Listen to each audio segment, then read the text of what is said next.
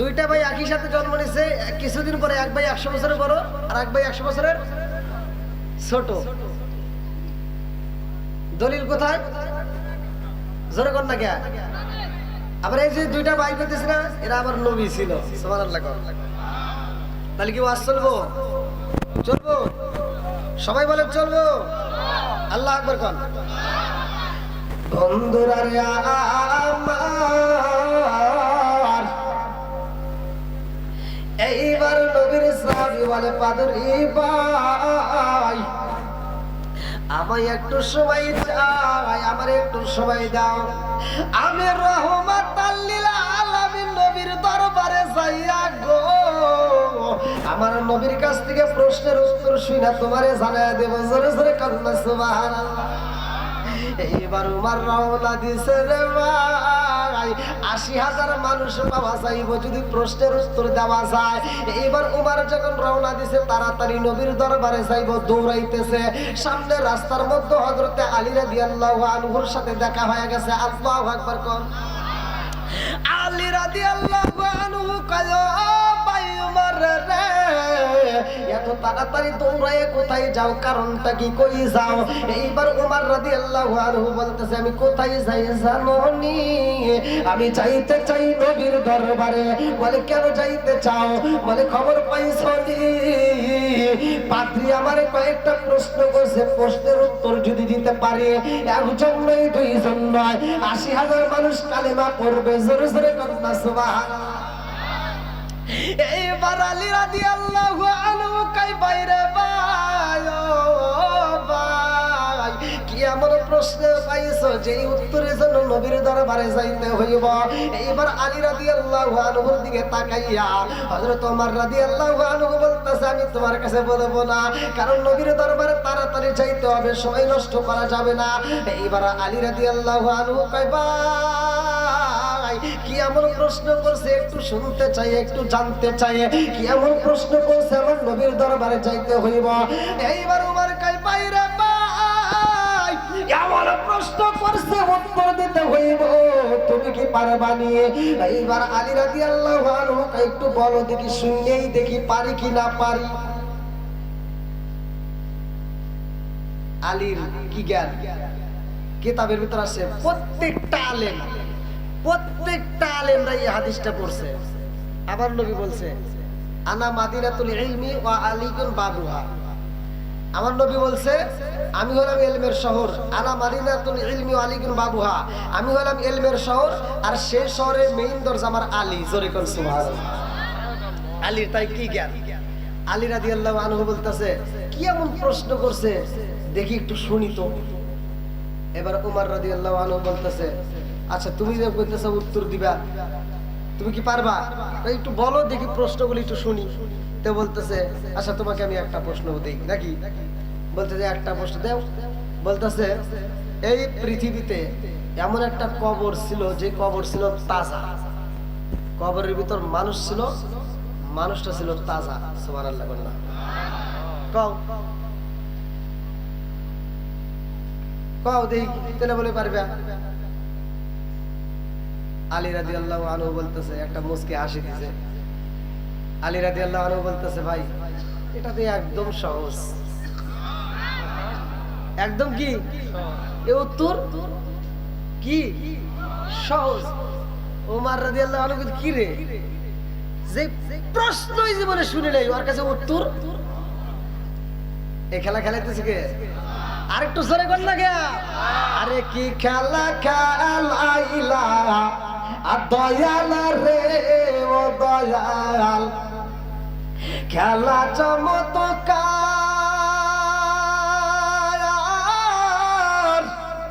না পাকে বানাইয়া রে মানুষ সাজাইলাম বাজার রে, কি খেলা খেলাইলা দয়াল রে। আল্লাহু আকবার। তুমি কাউরে দিলা 10টা সন্তান, রাখার জায়গা নাই, কাউরে দিলা কোটি টাকা, একটা সন্তান নাই। জোরে জোরে কোন কথা ঠিক কিনা? তুমি কাউরে দিলা 10টা সন্তান রাখার জায়গা নাই, কাউরে দিলা কোটি টাকা একটা সন্তান নাই, তুমি নির্দোষী রে রাখো দয়াল ভবের জেলখানায়, হাজার দোষ করিয়াও কেহ করে টাঙ্গালের জেলায়।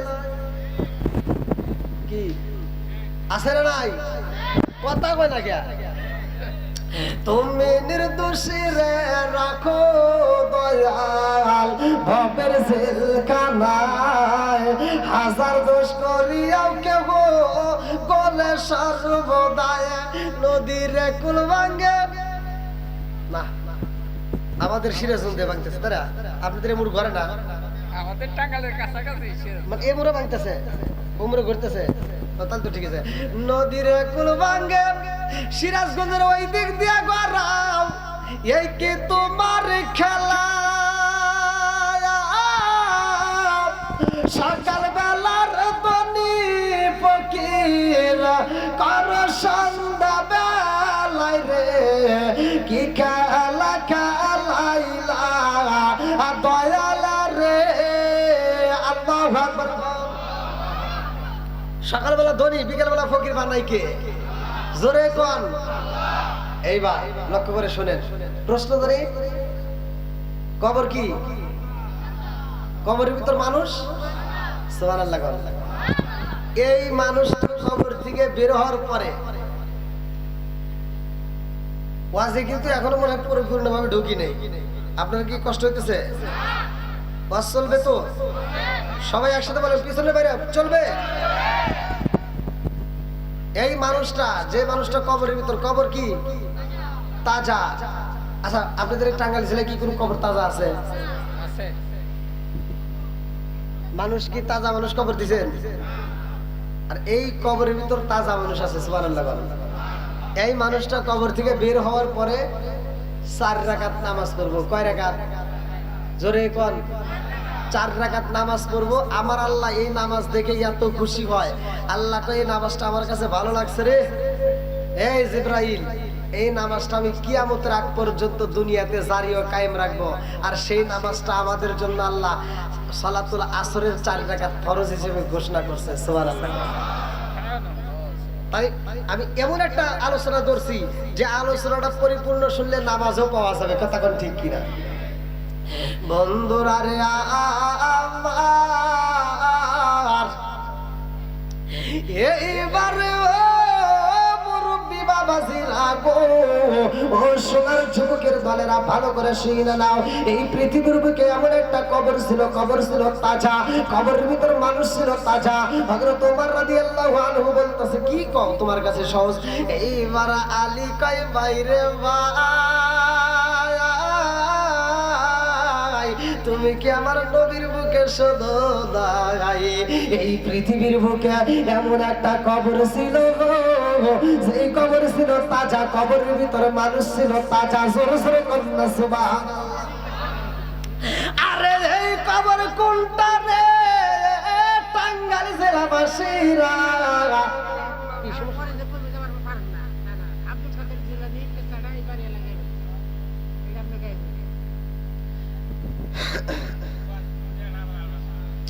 আপনারা কি চান? হ্যাঁ,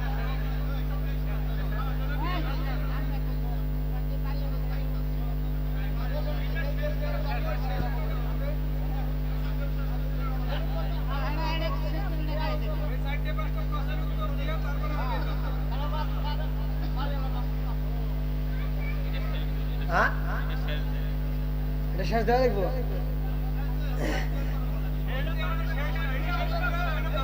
তাই কি ধরা যাইব?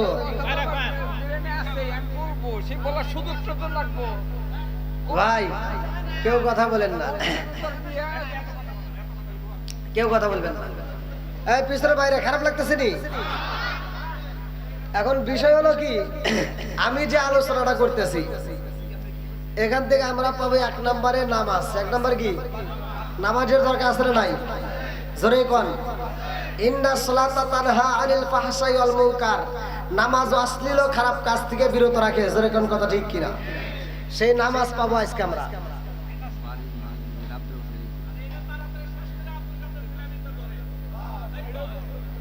এখন এই জনগণ গুলো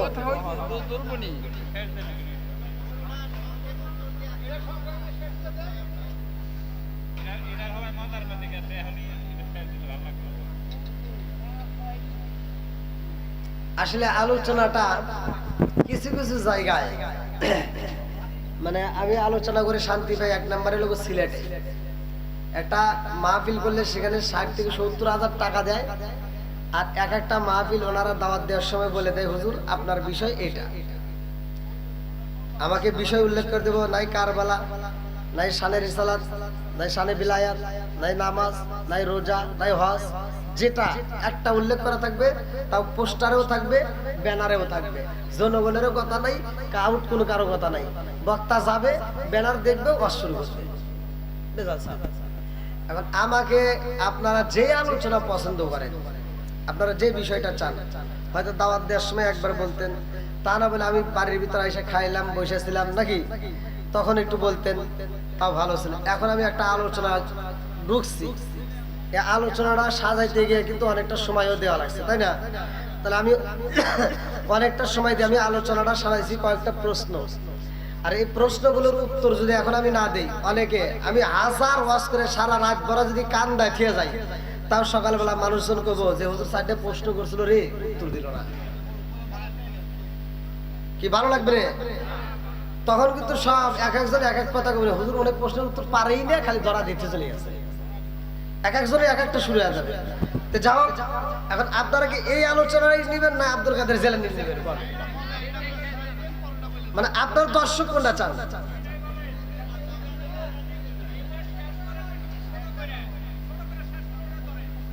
সংক্ষেপে এটা শেষ করে আল্লাহ আকবার কর।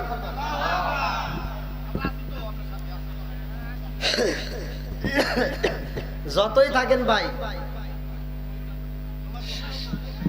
11:30।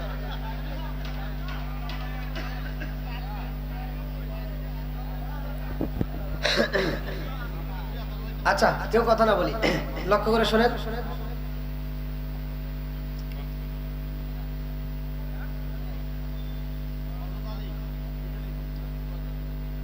কয় রাকাত নামাজের কথা বলছিলাম?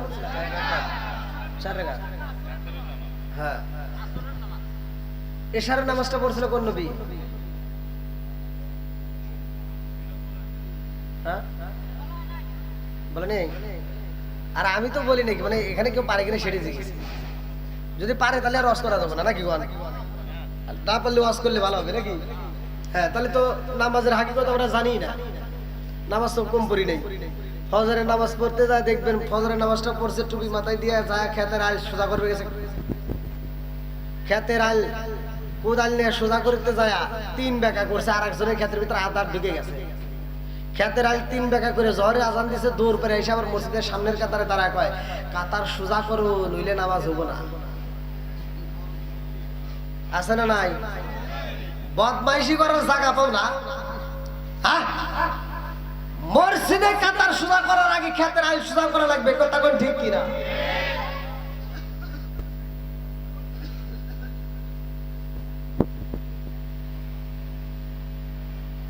হ্যাঁ, এবার নামাজ। পৃথিবীর বুকে সর্বপ্রথম নামাজ আদায় করছে আদম নবী, সুবহানাল্লাহ। সে যখন মাপ চাইছে আল্লাহর কাছে, আল্লাহ যখন মাফ করছে, তখন তিনি শুকরিয়া তান 2 রাকাত নামাজ পড়ছে। কাসাসুল কোরআনের ভিতর আমি নিজে পড়ছি 5 ওয়াক্ত নামাজের এই হিসাব, কোন নবী কোন ওয়াক্ত পড়ছে আমি নিজে পড়ছি, সেই আলোচনাটাই আপনাদের মাঝে দিচ্ছি। সর্বপ্রথম আদম নবী যখন মাপ পাইছে, তখন 2 রাকাত নামাজ পড়ছিলেন। আল্লাহর কাছে এত মজা লাগছে, আল্লাহ কয়, জিবরাইল এই নামাজটা আমার কাছে ভালো লাগছে, আর এই নামাজটা আমি কিয়ামতের আগ পর্যন্ত জারি ও কায়েম রাখবো। এটা আখিরি জামানার নবীর উম্মতের জন্য ফজরের 2 রাকাত নামাজ আমি বাজেট করে দিলাম। তাহলে এইবার খালি নামাজ পড়লেও তো হবে না, এখান থেকে শিক্ষা নেন। এইবার যারা এই ফজরের নামাজ আদায় করবে, তাদেরকে আমার আল্লাহ আদম নবী যেই মাপটা পায়া আল্লাহর কাছে 2 রাকাত নামাজ পড়ছে, আল্লাহ যে খুশি হয়েছে, আল্লাহ তাআলা এই 2 রাকাত নামাজ যারা আদায় করে আদম নবীর উপর যেই খুশি, আল্লাহ এই উম্মতের উপরে সেই রকম খুশি হয়। তাহলে এই হাকিকত গুলো জানার দরকার আছে না নাই? বন্ধুরা রে আমার, আরে এমন একজন নবী ছিল রে আমার টাঙ্গাইল জেলাবাসীরা, যেই নবীটা ওই এলাকার মধ্যে তার নিজের কওমবাসীদেরকে তিনি হিদায়াতের দাওয়াত দেয়, কওমবাসীরা তার মানে না। এইবার তিনি আল্লাহর কাছে গজব চায়। এইবার তিনি কি করলো, কওমদেরকে সাইরা নিজ আত্মীয় স্বজনদের সাইরা দেশ সাইরা যখন চইরা যাইতে লাগে, ওই নবীটা যাওয়ার সময় একটা জাহাজে উঠলো। ওই জাহাজটা যাইতে যাইতে নদীর মাঝখানে বন্ধ হয়ে যায়। কারণটা কি? কারণটা কি? নিজের এলাকাটা ছাড়া তার জন্য ঠিক হয় নাই। যদিও আল্লাহ গজব দেয়, আমার আল্লাহ গজব দিবে যাদের উপর তাদের কাছে লাগবে, সবার উপরে গজব দিবে না। এইবারে সেই নবী গজবের ভয়ে চইলা গেছে নদীর মাঝখানে যাইয়া, জাহাজ বন্ধ হয়ে যায়, সামনে যায় না, পিছনে যায় না, ডাইনে যায় না, বায়ে যায় না রে ভাই, এই জাহাজটার স্টার্ট নেয় না। এইবার জাহাজের নাবিকেরা কান্দে আর কয় কারণটা কি? আমাদের জাহাজ তো কোনোদিন এরকম ঘটনা ঘটে না, আজকে কেন ঘটলো? কারণটা কি? জাহাজের নাবিকেরা একজন আর একজনের কাছে খবর দেয়, জানি আজকে আমাদের জাহাজে তো এরকম হওয়ার কথা না, কারণ হইল আমাদের জাহাজের ভিতরে একজন নবী আছে। জোরে জোরে কন্যা সুবহানাল্লাহ। জাহাজের নাবিকেরা যায় কয় নবী গো, জীবনে আমরা নদীর ভিতরে কত জাহাজ চালাইলাম, আমাদের জাহাজ কোনোদিন বন্ধ হয় নাই, কোনোদিন নষ্ট হয় নাই, আজকে আমাদের জাহাজটা কেন নষ্ট হইল? কারণটা কি? আপনি তো নবী, আপনি একটু আল্লাহর কাছে যাই না নেন। এইবার নবী আল্লাহর কাছে কান্দার কয় আল্লাহ গো, নদীর মাঝখানে কেন জাহাজটা বন্ধ করে দিলা?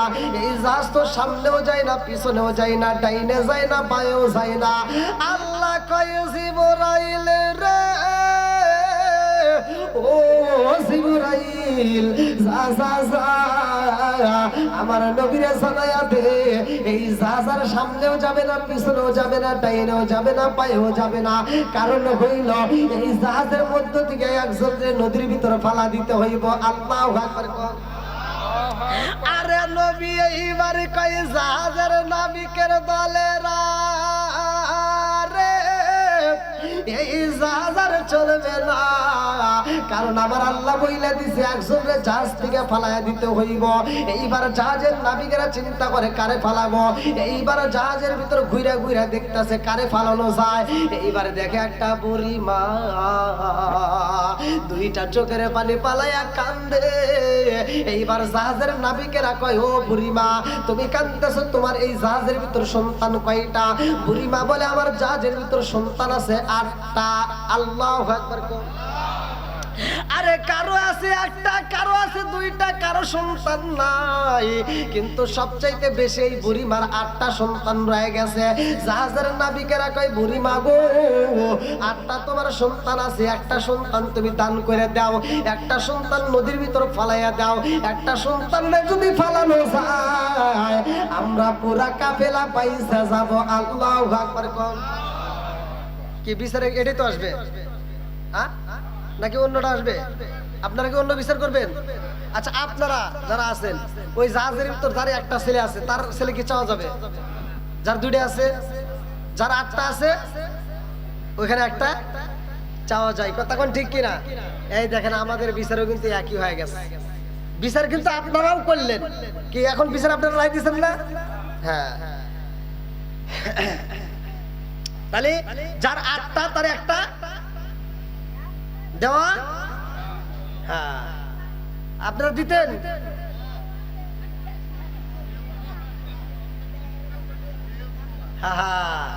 এইবার বুড়ি মায়ের প্রশ্ন করে মা গো, তোমার তো 8টা সন্তান রয়ে গেছে, 1টা সন্তান রে দান কইরা দাও।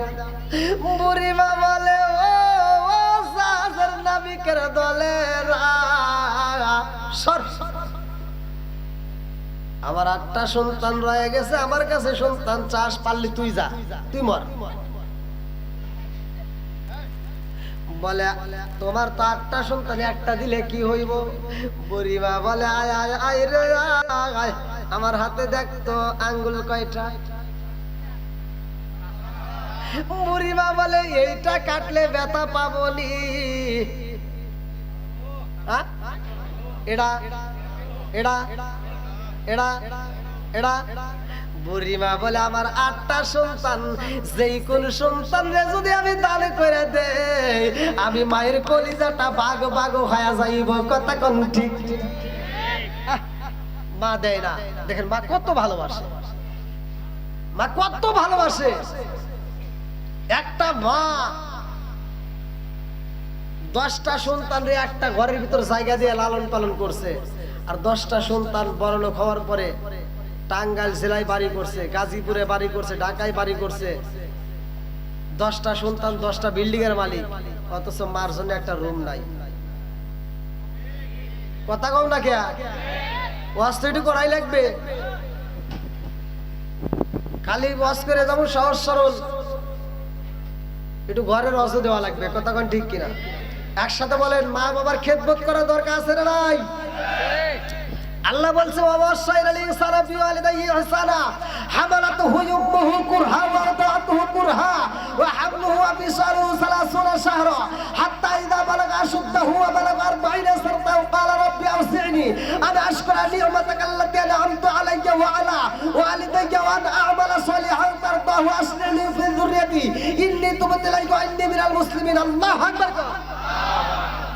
আল্লাহ বলছে মা বাবাকে ইহসান করো, তাদেরকে দয়া করো, তাদেরকে ভালোবাসো। ওয়াজ করছে কিরা? আর আমরা এই কোরআন পাওয়ার পর আমরা উল্টে গেছি। আমরা নিজের বাপ মায়ের খেদমত না করে আমরা শ্বশুর শাশুড়ির খেদমত করি। আছে না নাই? কথা কন না কে?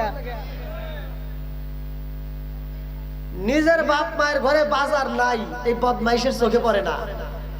শ্বশুর শাশুড়ি আইছে, ও বড় রুই মাছ কিনে গরুর গোশত কিনে নিয়ে আইছে। আছে না নাই?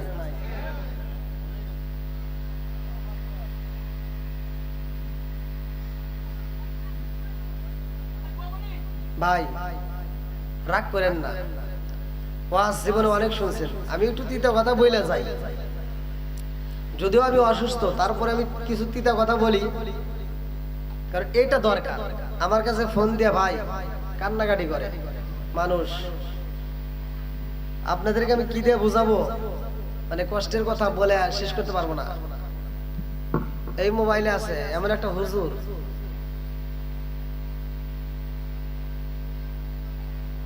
বড় আলেম, সারা বাংলাদেশে ওয়াজ করে, সারা বাংলাদেশে ওয়াজ করে। তার মা আমারে ফোন দিয়া কান্নাকাটি করতেছে, আমারে বলতেছে হুজুর আমার ছেলে সারা বাংলাদেশে ওয়াজ করে, অথচ আমারে ভাত দেয় না। আমার ওই মা আমার কাছে কাঁদতেছে আর বলতেছে না মাওলানা, আরে নবীর প্রেমের যন্ত্রণা সইতে আমি পারি না, নবীর প্রেমের যন্ত্রণা সইতে আমি পারি না। মোলে চায়ুরিয়া সাইতাম সোনার মদিনায়া, মোলে চায়ুরিয়া সাইতাম সোনার মদিনায়া, নবীর প্রেমের যন্ত্রণা সইতে আমি পারি না, নবীর প্রেমের যন্ত্রণা সইতে আমি পারি না। আয়ুরিয়া যাইতাম সোনার মদিনায়া, মনে চায়ুরিয়া যাইতাম সোনার মদিনায়া, নবীর প্রেমের যন্ত্রণা সইতে আমি পারি না।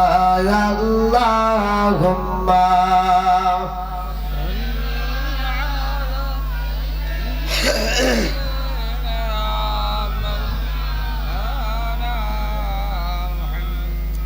ওয়ালা আলি সাইয়্যিদিনা ভুবন মাঝে তুমি কুদরতি সারায় রেখেছো ওই কুটিহীন নীল আকাশ ভুবন মাঝে তুমি কুদরতি সারায় রেখেছো ওই শ্যামল পৃথিবীর চিত্রখানি ওই শ্যামল পৃথিবীর চিত্রখানি তুমি নিপুণ তোমার হাতে রেখেছ ওই কুটিহীন নীল আকাশ ভুবন মাঝে ওই কুটিহীন নীল আকাশ ভুবন মাঝে তুমি কুদরতি সারায় রেখেছ ওই শ্যামল পৃথিবীর চিত্রখানি ওই শ্যামল পৃথিবীর চিত্রখানি তুমি নিপুণ তোমার হাতে রেখেছ লা ইলাহা লা ইলাহা ইল্লাল্লাহু মুহাম্মাদুর রাসূলুল্লাহ সাল্লাল্লাহু আলাইহি ওয়াসাল্লাম নাহমাদুল্লাহ হামদা শাকিরিন ওয়া নুসাল্লি ওয়া নুসাল্লিমু আলা নাবিয়্যিল উম্মি ওয়া আলা আলিহি ওয়া আসহাবিহি আজমাইন ওয়া বা'দা আম্মা বা'দ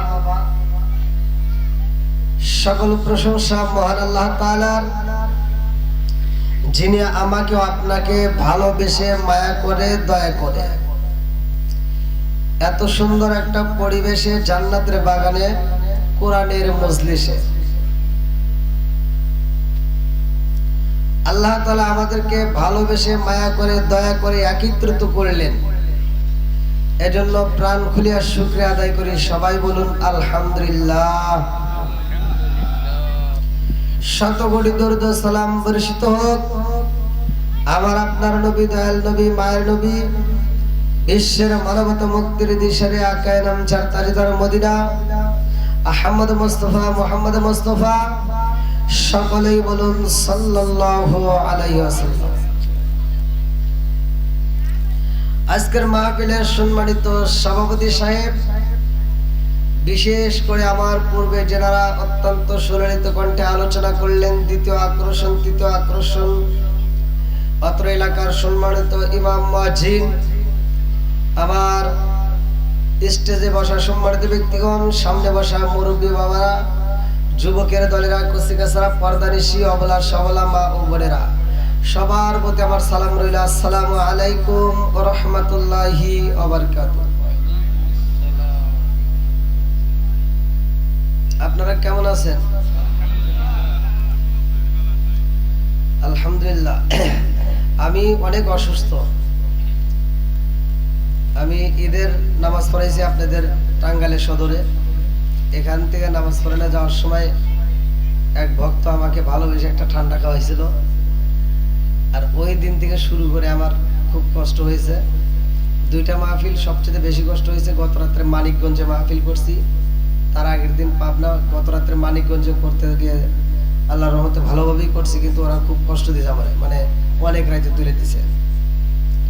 তো যাও, একটা মিনিটও ঘুমাইতে পারিনি। আপনারা মনে হয় আমার দিকে তাকায় বুঝতেই পারতেছেন যে কিরকম, মানে ঘুমের জন্য আমি কতটা ক্লান্ত। আমি একটু এখানে বসছি, আমার চা আনতে বলছি আর ঘুমাই গেছি, মানে হাতের উল্লু এরকম মাথাটা রেখে ঘুমাই গেছি, মানে এত শরীরটা ক্লান্ত।